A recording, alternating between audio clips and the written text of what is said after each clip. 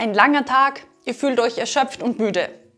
Ihr könnt einfach ich bin miert sagen, also ich bin müde. Aber es gibt noch viele andere typische Ausdrücke, um zu sagen, dass wir uns müde fühlen.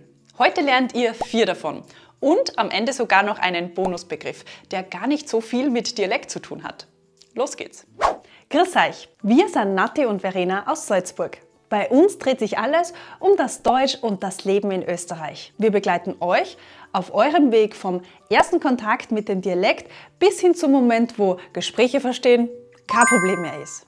Ich bin miert haben wir euch gerade eben schon als eine Möglichkeit gesagt, um unsere Müdigkeit auszudrücken. Ist euch aufgefallen, dass wir das Ü von müde im Dialekt zu einem ihr ändern? Das ist typisch im Dialekt. Wir würden zum Beispiel auch zu früh einfach frier sagen oder zu Füße Fiers. Und wenn ihr miert noch verstärken möchtet, könntet ihr das mit Hunds oder Sau machen. Also ich bin hundsmiert oder ich bin Saumiertheit. Das bedeutet nämlich sehr, sehr müde. Mit Sau gibt es übrigens auch typische Verben im Dialekt. Schaut euch unbedingt dieses Video dazu an. Und wenn ihr noch mehr über typische Dialektphänomene lernen möchtet, dann schaut euch unbedingt unsere Videos dazu an. Ihr findet den Link zu einer Playlist unten in der Videobeschreibung. Aber was können wir jetzt statt ich bin miert noch sagen? Kennt ihr zum Beispiel streichfähig? Nummer 1. Streichfähig sein. Streichfähig ist per se kein Dialektwort, aber in Österreich verwenden wir es mit einer anderen Bedeutung. Denn eigentlich heißt streichfähig, dass etwas, meist Lebensmittel, so weich, so geschmeidig sind, dass wir es leicht streichen können.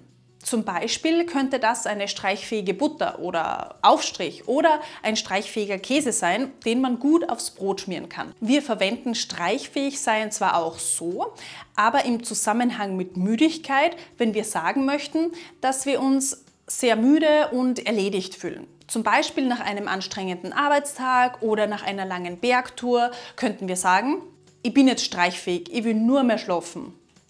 Oder ihr schaut alle schon ziemlich streichfähig aus. Ich glaube, wir fahren jetzt heim. Der Tag heute war richtig zart. Ich bin streichfähig. Die Kinder sind streichfähig, die haben den ganzen Tag draußen gespielt. Wir sind nun nicht streichfähig und sagen euch jetzt einen nächsten Begriff. Nummer 2. Fix und foxy.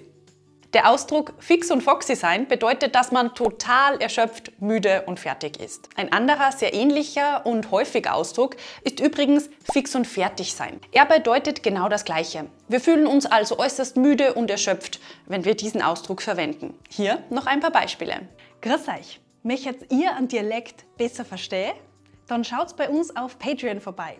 Da findet ihr zu jedem Video ein PDF-Transkript und eine Audiodatei, das euch beides runterladen könnt. Und gleichzeitig unterstützt ihr damit unsere Arbeit. Das würde uns natürlich voll freuen. Wir haben heute einen ganzen Tag auf der Baustelle gearbeitet. Wir sind fix und foxy. Ich muss mir jetzt hinlegen, ich kann nicht mehr, ich bin fix und fertig. Der Basti hat mir gestern so leid da, der war fix und foxy nach der langen Fahrt. Der Kongress die letzten Tage war so anstrengend, ich brauche jetzt ein Wochenende zum Erholen. Ich bin fix und fertig.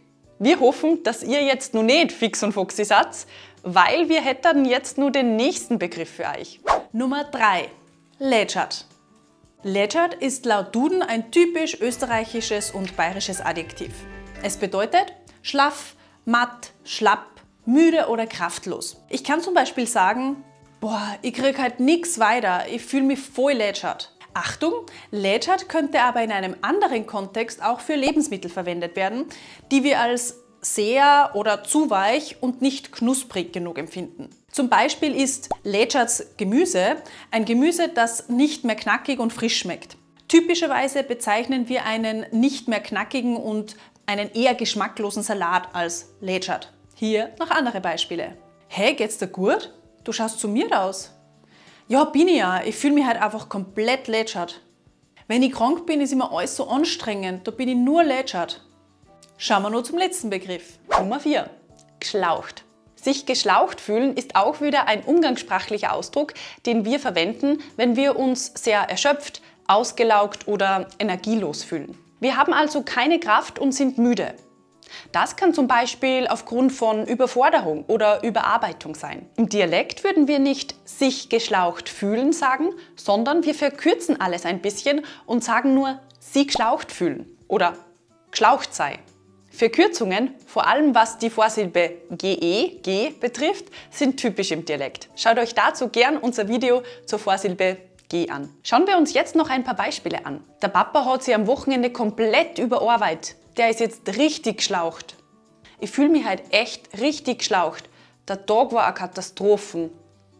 Ich fühle mich zum Glück momentan echt fit und gut. Ich kann mich gar nicht erinnern, wann ich das letzte Mal so richtig geschlaucht war.